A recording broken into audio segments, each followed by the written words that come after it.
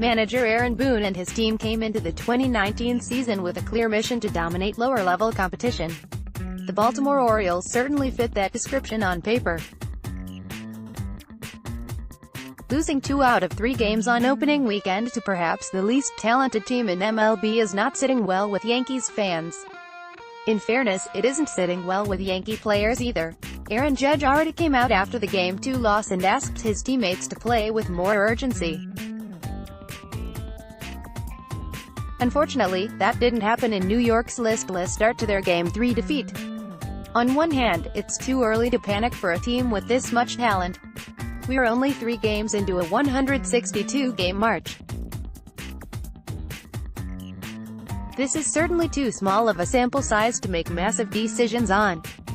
However, there are some things the Yankees did in their first 3 games that deserve close monitoring in the coming weeks. These are 5 things GM Brian Cashman and the Yankees Brain Trust need to keep an eye on after the disastrous opening series. To be clear, these are all overreactions at this point, but they could turn into truths before too long. 5.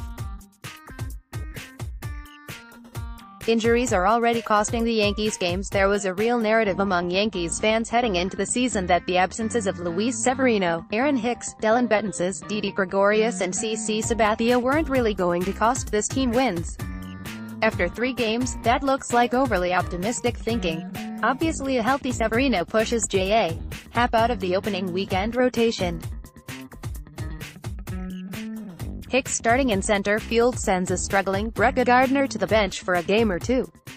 If Betances starts the year on the active roster, it likely means Stephen Tarpley starts the year in AAA.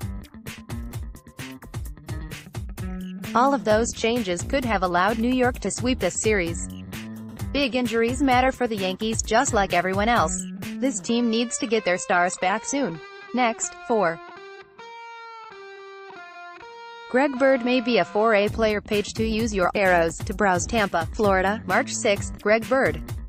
Louis Cardinals at Steinbrenner Field on March 6, 2019 in Tampa, Florida. Photo by Dylan Buell. Getty Images. To be clear, the best outcome for the Yankees is that both Greg Bird and Luke Voit emerge as quality starting first basemen this season. Bird's ugly start isn't increasing the probability of that occurrence. Starting the year by going 1 for 7 at the plate isn't good, but could easily be attributed to small sample size. The real concern about Bird stems from his 5 strikeouts on the young season. Remember, the Yankees didn't exactly go up against Justin Verlander and Jarrett Cole this weekend. The Orioles threw out a bunch of guys who would have struggled to generate any concrete interest in free agency. If Bird can't hit at a high level when he's healthy, he's never going to have enough value to overcome his propensity to miss games due to injury. It's too early to send him back to the minors, but he needs to turn things around in a hurry if he wants to stay in New York very much longer.